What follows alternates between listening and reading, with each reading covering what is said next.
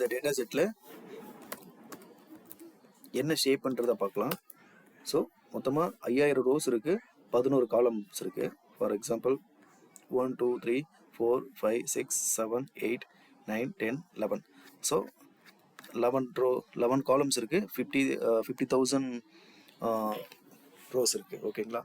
Next செப்பரேட்டடாக ஏதாவது ஒரு value பார்க்கணும், ஏதாவது ஒரு காலமை பார்க்கணும் அப்படின்னா, ஃபார் எக்ஸாம்பிள் எனக்கு இந்த மாடலும் இயரை மட்டும்தான் பார்க்கணும், வேறு எதுவும் பார்க்கக்கூடாது அப்படின்னா அந்த ஃபங்க்ஷன் வந்து மாடல் செலக்ட் பண்ணுறோம், தென் இயரை செலக்ட் பண்ணுறோம். இப்போ இந்த 2 காலம்ஸ் மட்டும் வரும். ஓகேங்களா. இப்போ அடிஷ்னலாக வேறு காலமும் வேணும் அப்படின்னா இப்போ ஒரு ரீஜன் செலக்ட் பண்ணுறேன். இப்போ ரீஜன் செலக்ட் பண்ணால் எனக்கு இந்த 3 காலம்ஸ் இருக்கிற டேட்டாஸ் மட்டும் ஃபஸ்ட்டு 10 டேட்டாஸ் மட்டும் உங்களுக்கு வரும். ஓகேங்களா.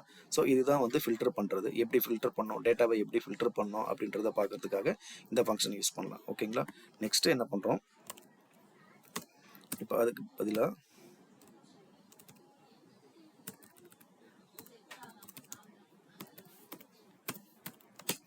ஐலாக்ன்ற ஒரு ஃபங்க்ஷன் யூஸ் பண்ணுறோம். ஐலாக்ன்றது ஒன்றும் இல்லை, ஃபஸ்ட்டு ரோ 0ன்னு போட்டிருக்கோம். ஸோ இங்கே பைத்தானில் பொறுத்த வரைக்கும் 0ன்றது ஃபஸ்ட் ரோன்னு கவுண்ட். ஓகேங்களா. ஸோ இப்போ ஐலாக் 0ன்னு கொடுத்துருக்கேன். ஸோ ஐலாக் 0ன்னா ஃபஸ்ட்டு ரோவில் இருக்கிற இந்த வேல்யூ மட்டும் காட்டும். ஓகேங்களா. எவ்வளோ மாடல் 5 சீரீஸு 2016 மாடல். இங்கே பாருங்கள், மாடல் 5 சீரீஸு 2016 மாடல். ஓகே. இப்போ எனக்கு வந்து